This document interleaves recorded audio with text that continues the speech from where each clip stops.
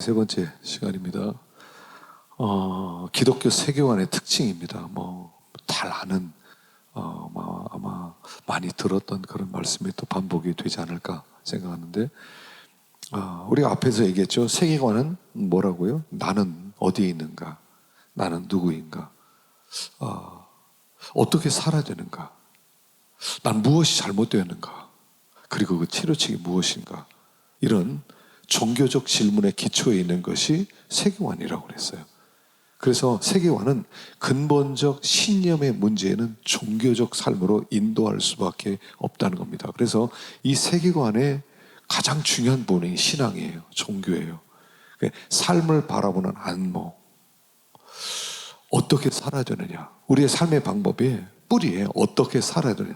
내가 지금 이렇게 사는 이유는 내 속에 뭔가 신념이 있기 때문에 그 삶이 나오는 거예요. 이렇게 사는 것이야말로 가장 잘 사는 것이다. 이렇게 사는 것이야말로 치료책이다. 이렇게 사는 거야말로 내가 구원에 가까이 이르는 삶이다.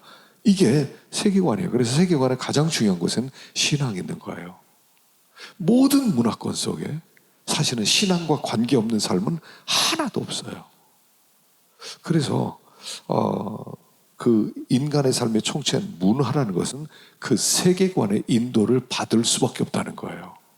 삶의 방법에 있어서. 그러니까 사실은 무신론자는 없어요. 마음속에 다 어떻게 살아야 바르게 사는 거지? 어떻게 살아야 성공적으로 사는 거지? 어떻게 살아야 구원받은 자의 삶이지? 어떻게 살아야 내가 참 잘 살았다는 그런 말을 듣지? 여러분, 이 뿌리가요 다 있다니까요. 그래서 이 세계관은 종교와 연결될 수밖에 없다는 거예요. 그래서 세계관의 핵심은 종교가 있어요. 자, 우리는 기독교적 세계관을 가지고 있죠.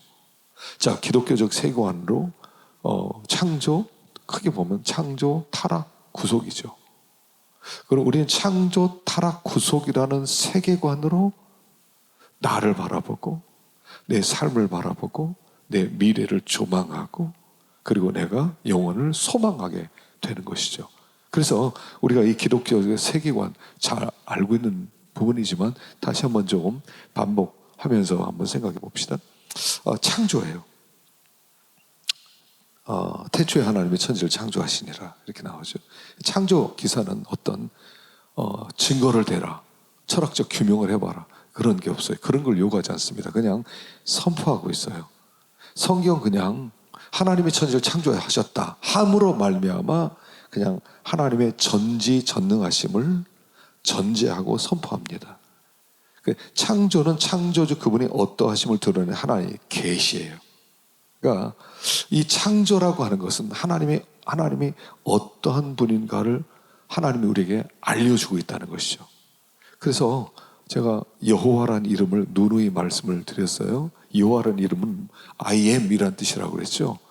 I am that I am, 그런 I am who I am 이런 뜻인데 그 창조 I am 이라는 건 존재라는 뜻이에요. 존재. 모든 것은 나로부터 나왔다. 그래서 하나님이 존재의 시작이라는 거예요. 하나님으로부터 모든 게 나와. 그러니까 존재하는 모든 것은 하나님 다 계시예요. 내가 있어.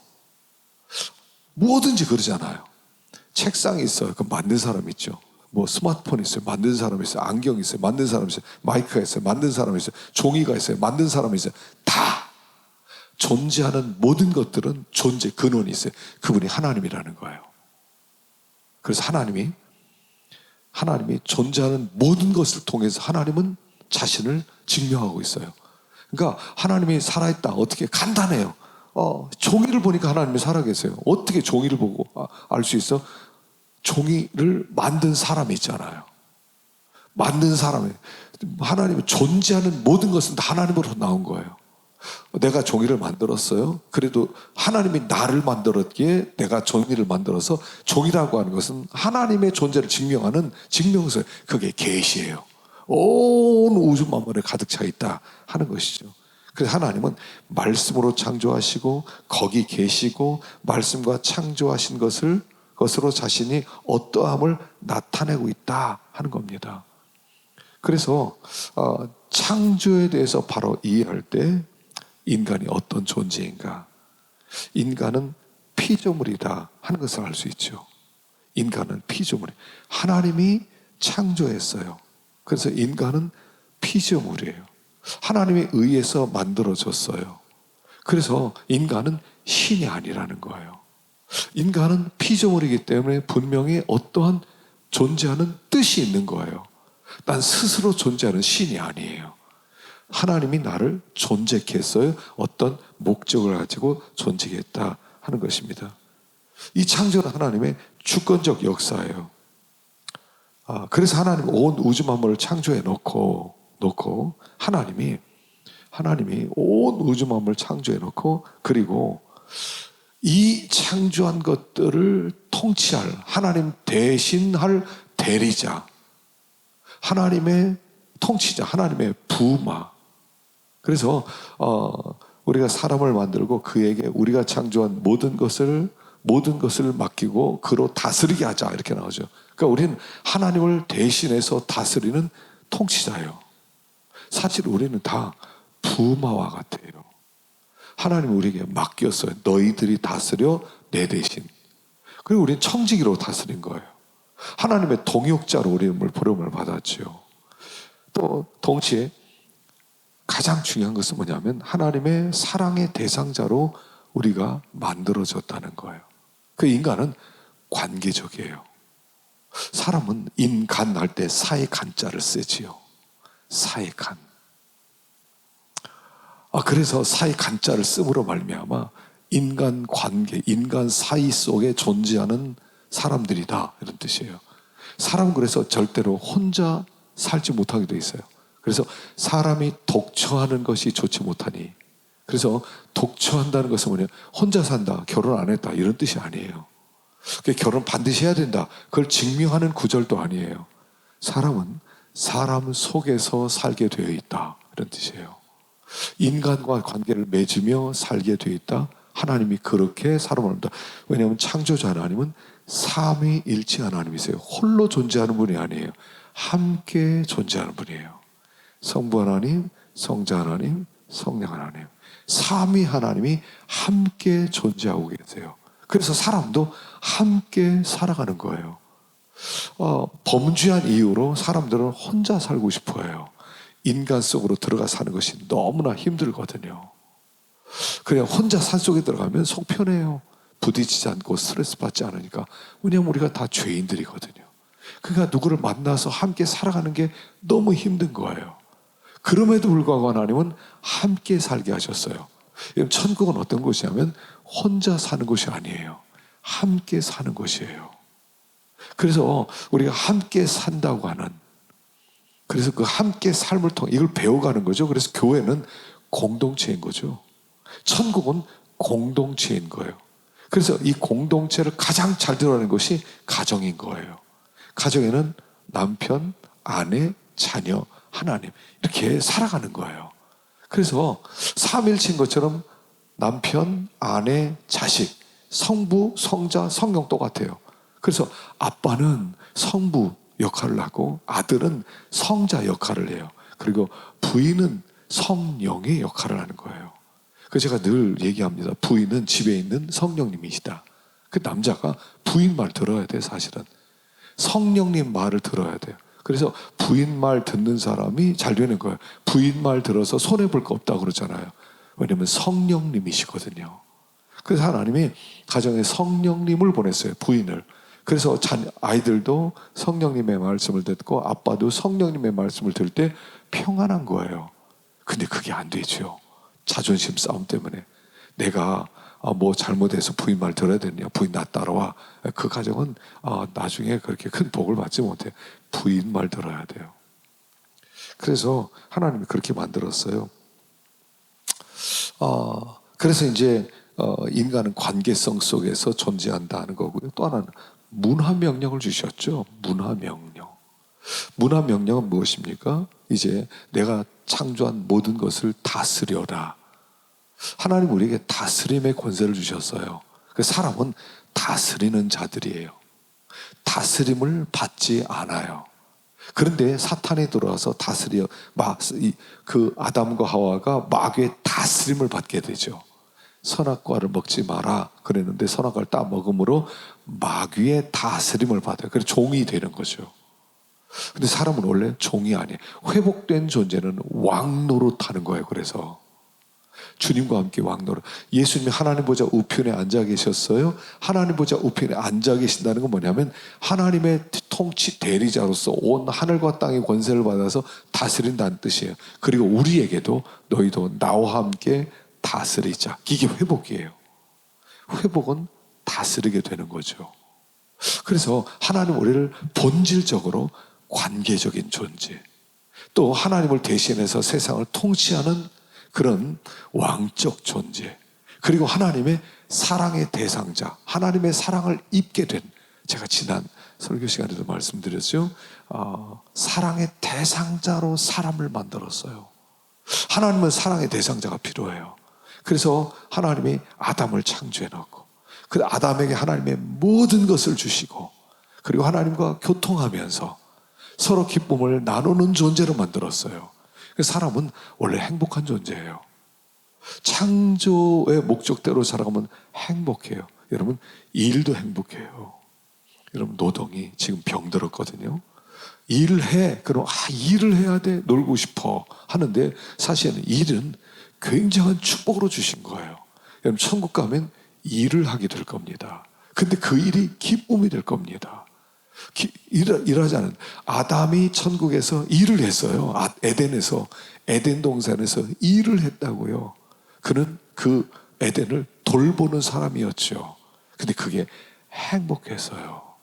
근데 우리가 언제부턴가 주님 없는, 예수 없는 노동, 우리가 하는 일을 노동으로 그냥 전락시켜서 괴로운 일이 되어버렸어요. 수고하고 무거운 짐진 자들아 가 되었죠. 그게 이제 타락한 삶이죠. 그게 바로 전도서죠. 허무하다. 헛되고 헛되고 헛되고 헛되니 모든 게 헛되도다. 하는 모든 일이 헛되다. 노동의 타락이에요. 그러나 원래 이 노동은 참 좋은 거였죠. 그래서 하나님 우리에게 주신 이 창조라고 하는 것, 엄청난 역사예요. 무에서 유를 만들어내는 것. 그래서 우리는 하나님으로부터 창조된 존재다 하는 그 세계관을 가지고 있어야 돼요. 자, 두 번째, 그런데 그 사람이 타락을 하게 되죠. 세상의 모든 악과 비참의 원인은 타락에 있어요. 타락에 대한 그 오해가 있는데 어떤 본성적 윤리, 인륜, 사회적 급염에 어긋나는 행동들, 그런 게 타락이 아니에요. 타락은 뭐냐면 아주 근본적이죠. 근본적이에요. 창세기 3장에 타락 얘기가 나와요. 하나님 두 가지 명령을 주셨어요. 하나는 뭡니까? 행위 언약. 선악을 알게 하는, 이거 종교 언약 이렇게 하기도 하는데 행위 언약이에요. 그래서 선악을 알게 하는 나무의 실과를 먹지 말라 하는 행위 언약, 또 종교 언약, 또 하나 문화적 명령이죠. 모든 만물을 다스려라. 하나는 우리에게 두 가지 명령을 주셨어요. 그래서 이 행위 언약은 선악과를 먹지 말라 하는 거죠. 자, 이 선악과는 뭐죠? 하나님이 가지신 주권의 표현이에요. 피조물인 인간은 의지적으로 창조주의 명령에 기꺼이 복종할 것인지를 가늠하는 기준, 바로 그것이 선악과예요. 그래서 인간이 가장 인간답게 되는 필수적 요소가 선악과예요. 하나님의 주권에 대한 인정이에요. 어떤 사람은 선악과 때문에 이렇게 됐다 그러는데, 선악과가 없었더라면 하나님 또 다른 하나님의 주권을 드러내는 어떠한 장치를 해놓으셨을 거예요. 그래서 이 선악과라는 건 하나 상징적이요, 예표론적이죠. 뭐냐면 우리는 하나님의 주권 아래에 있는 존재다 하는 거예요. 하나님께 굴복할 때 가장 인간답다는 거예요. 근데 죄라고 하는 것은 뭐예요? 죄라는 것은 하나님으로부터의 독립, 하나님에 대한 자기 주장, 하나님 저도요, 나도요, 이렇게 나도요 하면서 내가 원하는 게 있어요, 내 뜻이 있어요. 이게 타락이에요. 원래 사람은요, 나란 말을 안 해요. 나란 말이 없어요. 여러분, 나라고 하는 존재, 나라고 하는 이름을 붙일 수 있는 분은 하나님밖에 없어요. 이 세상에 나라고 할 때는 하나님이에요. 근데 사람이 하나님을 향해서 나라고 주장을 시작했다는 거예요. 어떤 주권을 얘기하는, 나라고 하는 것은 주권, 나는 할 때는 주권을 얘기하는 거예요. 그래서 주권을 가지신 분은 하나님밖에 없어요. 내가 여호와다 그럴 때 나라고 얘기하는 분은 하나님. 우리는 다 굴복하는 거죠. 피조물이에요. 순종해야 돼요. 근데 나도 하나님을 향해서 하나님 저도요 하고 내 뜻이 있는데요 이렇게 시작했다는 거예요. 자기가 왕이 되었다는 거죠. 그래서 우리가 왕이 되어서 그게 이제 타락인 거죠. 그래서 하나님의 명령에 불복종함으로 말미암아 선악과를 먹게 됩니다. 그 선악과를 먹음으로 말미암아 어떻게 되냐면 삶의 방향이 바뀌었다는 거예요. 하나님께 대해 지속적, 그래서 여기 타락한 지속적 명령 불복종의 상황과 방향을 만들어냈다는 거예요. 그 타락함으로 말미암아 어떻게 되냐면 지속적으로 하나님에 대해 불순종하게 돼요. 지속적으로. 그리고 지속적으로 하나님이 기뻐하지 않는 방향으로 바뀌어졌다는 겁니다. 그래서 전적인 무능력, 전적인 부패. 인간이 모든 능력을 상실했다는 게 아니고요. 바른 종교적 능력을 상실했다는 것입니다. 그래서 타락의 결과가 어떻게 됩니까? 타락의 결과는 하나님의 진노, 저주, 그리고 피조물의 탄식, 그 다음에 추방, 그 다음에 착취, 헛된 우상, 하나님 반역에 따른 우상 숭배, 이렇게 되었다는 거예요. 그래서 인간은 완전히 하나님의 저주 가운데 있는 존재다. 타락한 존재다. 하나님을 배반하는 존재다. 항상 하나님을 거역하는 존재다. 하나님에 대해 자기 주장을 하는 존재다. 끝없이 불순종하는 존재다. 고집이 아주 강한 들나귀 같은 고집을 가진 존재다. 이게 기독교적 세계관의 두 번째, 인간은 타락되었다. 마지막 세 번째죠. 구속이죠. 구속은 하나님의 새 언약이에요. 구속에 으뜸되는 의미, 구속했다 그런 것은 하나님이 회복시킨다 이런 뜻입니다. 그래서 회복할 때 무엇을 회복해요? 행위 언약, 그걸 은혜 언약으로 회복시키시고, 그리고 우리에게 문화 명령을 회복시켜서 우리들로 하여금 다시 한번 통치권을 주는 거예요. 그럼 신앙은요, 통치권의 회복이에요. 그걸 영권이라고 하는 거예요. 믿는 사람들은 영권이 있어요. 다스림의 권세. 다스린다는 건 뭐냐면 두려워하지 않는다는 거예요. 더 이상 우리를 두렵게 할 것이 없다는 뜻이에요.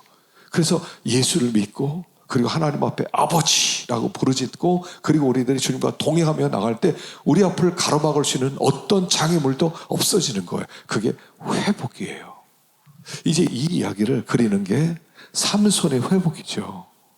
삼손이 머리 깎이고 눈이 뽑혀서 그다음 거기서 맷돌을 돌리고 앉아있는 그런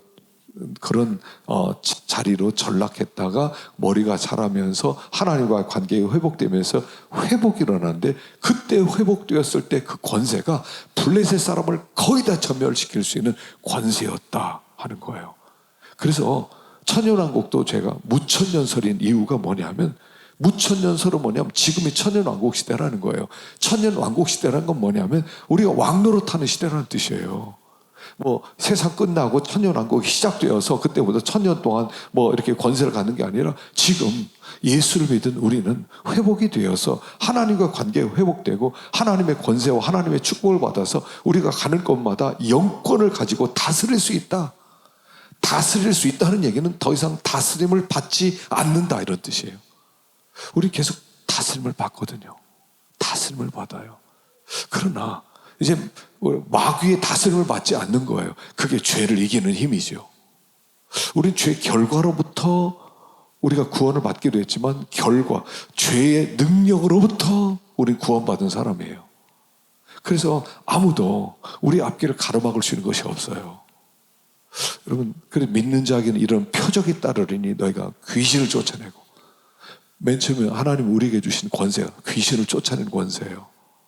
여러분, 귀신을 쫓아내십시오. 선포하십시오. 더러운 귀신은 떠날지어다. 악한 귀신은 무적행으로 들어갈지어다. 마귀가 제일 싫어하는 말이죠. 주께서 너를 꾸짖으시길 원하노라. 이거 우리가 선포해야 될 부분들이죠. 하나님 우리에게 권세로 회복시키는 이게 문화 명령이에요. 그래서 이제 그 창조가 회복되고 하나님 나라 발전의 회복이에요. 근데 이 모든 일들이 어떻게 이루어졌어요? 이 모든 일들이 예수 그리스도의 은혜로 회복되었다는 거예요. 구속은 우리가 하는 게 아니라는 거죠. 100% 하나님이 하시는 일이에요. 그래서 feel alignment라고 칼포는 그렇게 얘기했어요. feel alignment. 바퀴를 이렇게 여러분 타이어 가게 가면 feel alignment를 하죠. 조정을 해줍니다. 치우치지 않게 바로 갈 수 있도록 만들어주는 거죠. 그래서 하나님이 마음을 바꿔주시는 것이 바로 구속입니다. 그래서 옛사람이 죽고 새 사람은 태어나는 것, 바로 그것을 얘기하고요. 그래서 구속의 소극적 측면으로는 우리를 사죄 하시고 적극적 측면으로는 부활과 새 피조물이 되는 것을 이야기합니다. 그래서 초림, 예수님이 십자가에 죽으시고 부활함으로 말미암아 시작되고 그리스도의 재림으로 완성되는 것이 구속이다 하는 겁니다. 그래서 구속은 단순한 구원이 아니라 구속이란 죄인의 죄의 대가를 지불하고 죄의 벌이 된 곤경에서 구원하는 것. 그래서 첫째는 죄의 형벌을 가져오는 죄책에서의 해방, 둘째 죄의 세력과 지배로부터의 해방, 셋째 율법의 저주에서 속량됨. 자, 죄의 형벌을 가져오는 죄책에서 해방입니다. 자, 우리가 십자가가 무엇입니까? 십자가는 뭐냐면 하나님의 진노가 쏟아진 게 십자가예요. 하나님 진노. 이스라엘 백성들의 애굽으로 가지 말라고 하죠. 애굽으로 가지 마라. 유다에 있어라. 예레미야서에 보면 나라가 망했어요. 그리고 총독으로 파견된 그다리아를 죽였어요. 그러니까 요하난이라고 하는 사람이 예레미야가 와서 우리 어떻게 됩니까? 묻습니다. 그래서 예레미야가 하나님께 받은 말씀이 애굽 가지 말고 유다에 머물러 있어라 이렇게 합니다. 그러니까 요한은 화를 내면서 하나님이 그렇게 말씀을 하셨을 리가 없다. 그리고 예레미야를 붙들고 애굽으로 끌고 갑니다. 끌고 가게 되죠. 그리고 이제 나중에 그 애굽이 멸망당해요. 자, 왜 유다에 남아있으라고 했어요? 유다는 이미 하나님의 진노의 심판을 받은 땅이었다는 거예요. 그게 십자가예요. 유다에 사는 삶은 십자가에 거하는 삶이에요. 십자가 붙든 삶이에요. 거기는 하나님의 진노가 더 이상 없어요. 한번 떨어졌기 때문에. 우리가 십자가를 붙들어야 되는 이유는 뭐냐 하면 십자가는 하나님의 진노가 떨어졌기 때문에 십자가 붙든 사람은 다시 하나님의 진노를 받지 않는다는 거예요. 그런 애굽은 지금은 편하지만 진노를 받지 않았기 때문에 진노가 쏟아질 땅이에요. 그래서 신앙은 뭐냐면 십자가 붙드는 것이다 하는 것이죠. 바로 그게 뭐냐면 already not yet. 이미 구원받았어요. not yet. 아직 구원받지 않았어요. 우리는 그 사이를 살아가요. 그 사이를 인터림 시대라고 그래요. 우리는 지금 인터림 시대를 살아가요. already 나 구원받았어요. 근데 아직 구원받지 못했어요. 그 사이에 있어요. 우리는 뭘 해야 해요? stay in을 해야 돼요. stay in. 거하라 하는 거예요. 그게. 이제 우리가 구속을 받은 자로서 뭘 해야 되냐면 stay in 해야 돼요. 거기에 머물러라. 예수 안에 머물러라. 십자가 안에 머물러라. 거기에 머물러라. 은혜 안에 머물러라. 머물러는 일을 해야 돼요. 그게 갈등이에요. 그게 어떤 때 넘어지고 어떤 때 일어서고 어떤 때 고생하고 어떤 때는 고민하고 또 응답받고 그러는 가운데도 stay in 십자가를 붙들어야 돼요. 그게 우리의 삶이라는 거예요. 그래서 이게 기독교 세계관이야. 우리는 하나님의 창조된 존재다. 그 다음에 우리는 타락한 존재다. 그래서 하나님 우리는 이미 구속시켰다. 그러나 아직 완성되지 않았다. 우리는 있는 힘을 다해서 주 안에 거해야 한다. 바로 그게 기독교적 세계관의 핵심이다 하는 것입니다. 자, 다섯 번째, 세계관과 문화 변화에 대해서 잠깐 생각해 봅시다. 문화 변화는 해당 문화의 세계관 내 변화들이 발생한다는 것을 의미합니다. 나무 뿌리에 영향을 끼치는 것이 열매에 영향을 끼치게 되는 것이죠. 그래서 주님은 세계관 차원적으로 그 답변을 하세요. 항상 주실 때 그 뿌리를 얘기하세요. 누가 이웃이냐, 뭐 이런 다 이야기를 통해서 뿌리를 건드시죠. 또 예수님은 이웃을 사랑하고 내 원수를 미워해라 했다는 것을 들어서 나는 너에게 이르노니 너희 원수를 사랑하고 너희를 핍박한 자를 위하여 기도하라. 세계관을 변화시키는, 세계관을 타치하는 거죠. 또 복음 선포가 해당 사회 세계관의 가장 깊은 차원의 위협이 되기 때문에 복음 전파가 그 사회의 부정적 결과를 초래할 수도 있어요. 그래서 일부 인류학자들은 선교 사역에 대한 아주 비판적인 태도를 취합니다. 왜냐하면 해당 사회를 위협이 되는 우리는 새로운 세계관을 던지는 사람들이기 때문이라는 것이죠. 자, 결론적으로 오겠습니다. 예수님도 세계관을 소유하셨어요.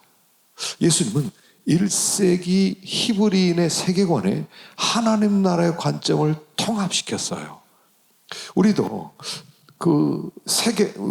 동일한 관점들을, 하나님 나라의 그 관점을 문화적 세계관과 통합시키면서 그 문화를 변화시키고 뿌리를 변화시키는 것이 우리의 일이다 하는 것입니다. 그래서 주님이 가지셨던 그 세계관 우리도 갖고 믿음의 길을 걸어가는 것이죠. 자, 여기까지 마치겠습니다. 수고하셨습니다.